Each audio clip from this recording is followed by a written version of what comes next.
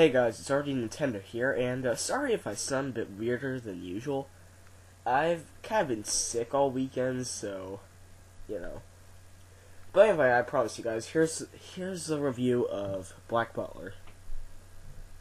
Okay, so our story takes place in London, where a young boy named CL Phantomhive wants to avenge his parents. Because they were killed recently by an organization. So, in order to do this, and to save his own life, I believe, he makes a deal with a demon named Sebastian.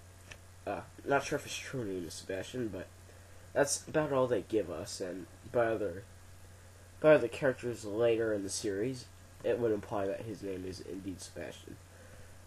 But anyway, he makes a deal with this demon named Sebastian, who, becomes his butler. Now, before you say, "Oh, Batman and Bruce Wayne," that is totally what is going on here. This is one big Japanese version of Batman. I am totally serious. But at the same time, it's so damn epic. I mean, later on, you kind of lose the Batman kind of feel. You know, as stupid as the Batman analogy sounds, that's pretty much what the series is, until a certain point. Until about halfway through the first season, it's the Batman kind of thing. But anyway, there's certain criteria I go by whenever I review anime. Or, well, rather, anything. Firstly, the plot. The plot, a bit cliche at times, was enough to keep me interested. The cliches only filled small parts of the series. Now I really like this show. It goes on the top of my list with other animes such as Code Geass, Death Note. You know, some of the mainstream crap. I know. I feel kind of like the general public when I have mainstream anime on the top of my list. But anyway, yeah, I felt the plot was great. You know, it was pretty well written. It's a pretty short series, so there's not really too much time to, fit in a whole bunch of crap. So I like animes like anime like this. How they make it short, but they don't make it feel rushed. In fact, they kind of take their time getting into the actual plot, which might set some people off. But, next, the art. Sleek, well animated, really fits the tone and style of the anime. The animation and just the way it's drawn, it just goes really well with the dark tone of the story. It gives you that feel that something ominous is going on, but at the same time, when necessary, the art direction can fit like a comedic atmosphere if necessary. Next up, the characters. So, Black Butler has a pretty small cast for anime. Because, usually when you see anime, they have a pretty large cast. This one, it's relatively small. First off, you have the aforementioned CL Phantomhive. He's a young heir to, I believe, a very rich toy company. And as stated before, he wants to get revenge for his parents' death. CL, I feel like, for the kind of character he is, for the kind of past he has, his personality goes really well with his background, and also his voice actor, just great. It was great. Now, I should probably remind you, I watched the subbed version of it, aka the Japanese version with English subtitles. Next character I want to talk about is Sebastian Michaelis. Sebastian is the aforementioned demon. Not really much to say about him, except he is fucking badass. But, yeah, he's pretty much, that one badass character who can do anything. And then there's one character who's also like really badass, but I think I'll let you guys find out who he is. And then there's CL's 3 main servants. My bad, 4. For whatever reason, their names just do not come to me. But they're pretty minor, so yeah. Usually with minor characters like this in my rain reviews, I'll just kind of group them up.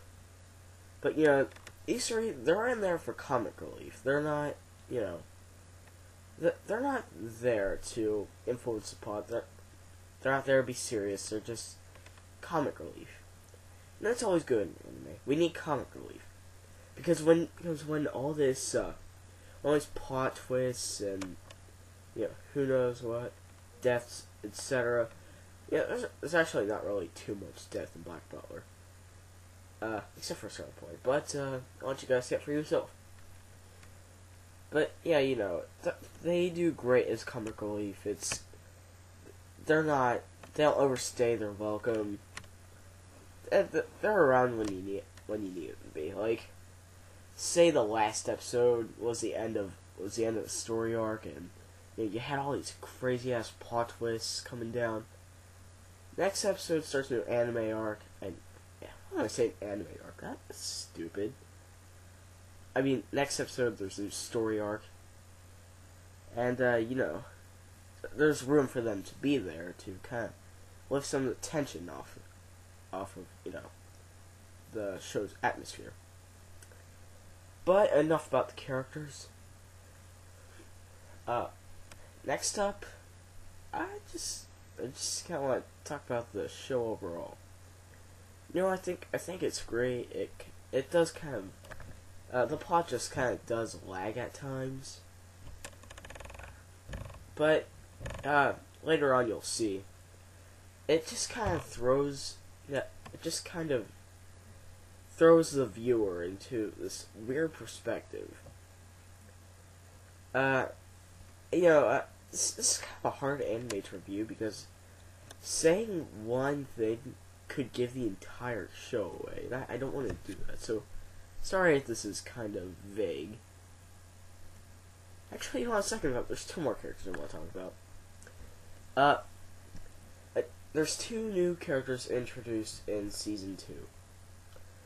There are Alois Trancy. He's pretty much the total and complete foil to Seal. He's he's overly emotional at times. And instead of being cold, he's just straight up evil. Not like evil, like ha, I'm gonna take over the world, ha ha ha ha. No, not like that. More like I'm gonna gouge your eye out kind of evil. And then there's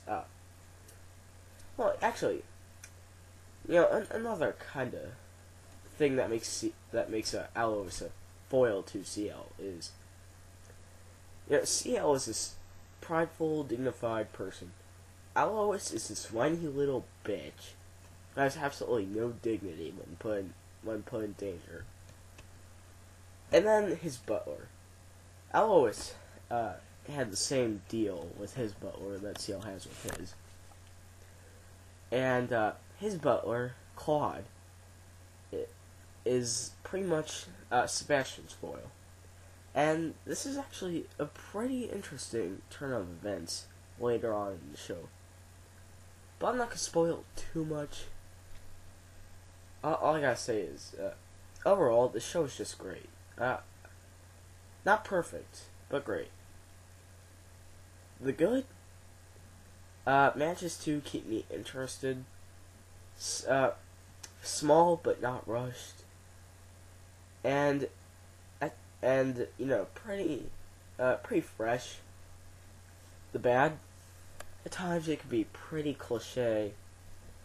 It kind of lags a bit with the plot, and sometimes I just kind of felt like some parts of the show are afterthoughts. So overall, I feel like I should give this show a 4 out of 5. Actually, not screw that. 4.1 out of 5. Yeah, that's right. I went there. 4.1. And if any of you guys are watching this about, ugh, God. Okay, now that I'm done with the review, I can't talk for shit. That's nice. But if any of you guys came here for news about the LP, I got the game back, so I'll begin recording again soon. Now I'm gonna be honest with you guys, okay? I was kind of an asshole because one episode that I could have put up this whole time was unable to be put up by my own dumbassness. Yes, that's alright, dumbassness. I just made up a word because I'm awesome. But anyway, there was something wrong with the sound. It was all desynced. It was just horrible. I mean, you can't just turn down the volume because it was an LP and commentating over it. But the sound was just horrible. It was desynced. It was ugh. Yeah, it was that bad to make me do that extensive of a grotesque sound effect. But yeah, I fixed the sound. Go figure when I finally get the game back. Derp derp. But yeah, I'm going to be uploading that right after the review. That is, if I am awake after the review uploads, because it is 2:20 in the morning.